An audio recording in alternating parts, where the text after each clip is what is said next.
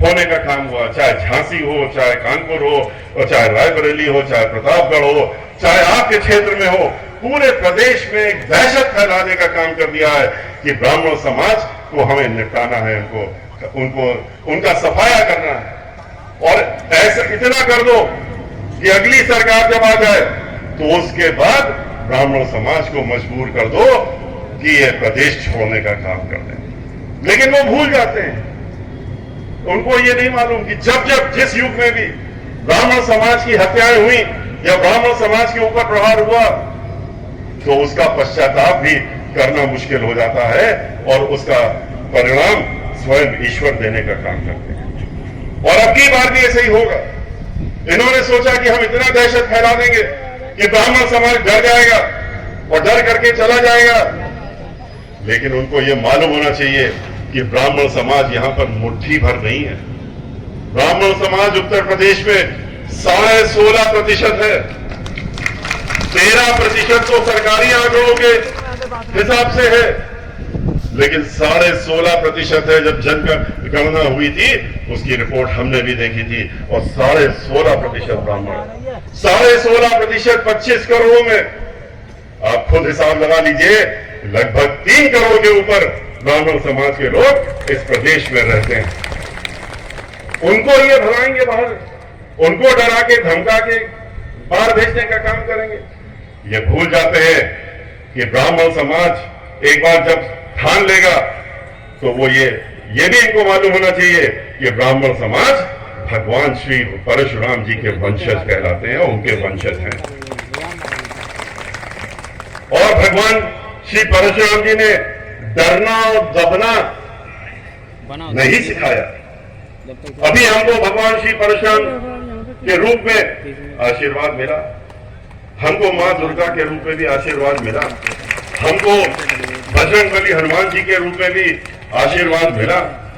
तो ये सारे लोग जो हैं, अगर ब्राह्मणों पे जब इस तरह से अत्याचार होने का काम होता है तो सब के सब इकट्ठा होकर के, और जिन लोगों ने अत्याचार करने का काम करते हैं उनको जवाब देने का काम हमेशा से होता है। लेकिन आपके साथ में क्या हो रहा है कि आप लोग ये भूल गए कि पहले भी ऐसे ही आपके साथ हुआ था। 2003 से लेके 7 में याद करिए कि ब्राह्मण समाज के दलित समाज के साथ में ब्राह्मण समाज के साथ कितना अत्याचार समाजवादी पार्टी ने किया था। नीरज मिश्रा को याद करिए, इसका सर कटवा दिया गया था, कन्नौज का था, नौजवान साथी हम लोगों का। इस तरह से कितने कार्य हुए थे, तब ब्राह्मण समाज इकट्ठा हुआ था और उसने सरकार को उखाड़ फेंकने का काम किया था। लेकिन उसके पहले ब्राह्मण समाज शून्य में था, और शून्य में इसलिए हम कह रहे हैं क्योंकि पूरी विधानसभा में 5 से 6 ब्राह्मण समाज के लोग खाली मौजूद थे, 2 या 3 बहुजन समाज पार्टी से थे। जब हमको बहन मायावती जी ने राज्यसभा भेजने का काम किया, राष्ट्रीय महासचिव बनाया, तो उसके बाद हमने भी सोचा कि आखिर हमारा क्या काम है। राजनीति में जब आए हैं तो कुछ तो कर्तव्य होना चाहिए। तो मानवर काशीराम जी की बात याद आई कि उन्होंने कहा जो अपने समाज का काम नहीं करता और राजनीति में आता है तो उसका पूछने वाला कोई नहीं होता है, अपने समाज को नहीं भूलना चाहिए। तो हमने भी अपने समाज के बारे में सोचा उस समय, और हमने सोचा कि ये इतने नीचे कहां पहुंच गए, क्यों पहुंच गए, और तब देखा कि ब्राह्मण समाज तो बिखरा हुआ, अलग अलग बटा हुआ, इकट्ठा है ही नहीं। जहां 3 करोड़ से ऊपर ब्राह्मण समाज हो, 16% ब्राह्मण समाज हो, और अपना राजनीति में शून्य पे पहुंच गए हैं। जब राजनीतिक चाबी आपके पास नहीं होगी तो अपने समाज का क्या कार्य करेंगे। इसलिए हम ब्राह्मण समाज के बीच में गए, हम पूरे प्रदेश में गए थे, आपके यहां भी आए थे, और 2005 में पूरे प्रदेश में घूमने के बाद 9 जून 2005 को बहन मायावती जी को हमने लखनऊ की जो आखिरी सभा थी उसमें बुलाने का काम किया था मुख्य अतिथि के रूप में। और बहन मायावती जी जब मुख्य अतिथि के रूप में आई थी तो हमने ब्राह्मण समाज से कहा था, उस दिन जो पूरे प्रदेश में कहा था, उस दिन भी कहा था कि देखिए, आप जब तक अपने को बांटते रहेंगे, जब तक आप एक साथ नहीं होंगे, जब तक आपस का बंटवारा नहीं छोड़ेंगे, जब तक अपने व्यक्तिगत के लाभ के बारे में सोचना नहीं बंद करेंगे, समाज के बारे में सोचना जब तक नहीं शुरू करेंगे, तब तक आपकी ऐसी ही स्थिति बनी रहेगी। 13-16% होने के बाद भी आप एक भी सीट जीत नहीं सकते, इतने इकट्ठे हो जाएंगे तब भी। पर पहले तो इकट्ठा होइए, इकट्ठा होने के लिए आपस का बंटवारा खत्म करिए, छोड़िए, भूल जाइए कि हम 20 बिस्वा हैं, 16 बिस्वा हैं, 12 बिस्वा हैं, हम कानकुब्ज ब्राह्मण हैं, हम सनाट ब्राह्मण हैं, हम सरयूपाली ब्राह्मण हैं। आप अपने आप को ब्राह्मण के नाम से जानिए, चाहे वो फिर त्यागी हो, चाहे वो राय हो, आप ब्राह्मण समाज के नाम से आपको जानिए। जिस दिन आप अपने को ब्राह्मण समाज के नाम से जानने लगेंगे तो आपकी तरफ देखने के लिए सभी लोग मजबूर हो जाएंगे।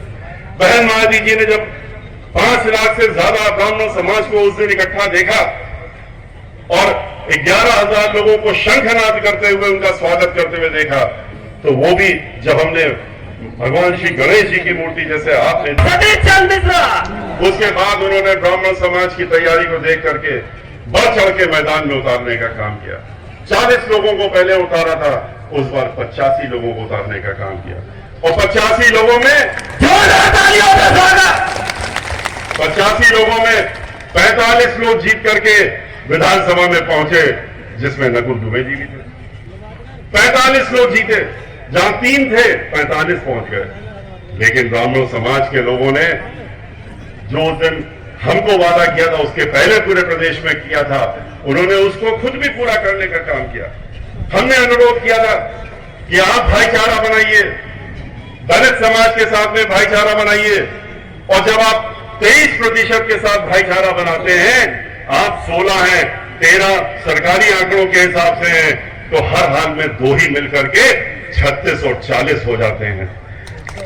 और ये भी ध्यान रखिए कि जो ब्राह्मण समाज, जो ये 40 हो रहे हैं, जो 23% हैं, उनके साथ में भी याद रखिए कि अति पिछड़ा वर्ग, अल्पसंख्यक वर्ग, ये सब पहले से जुड़े हुए हैं।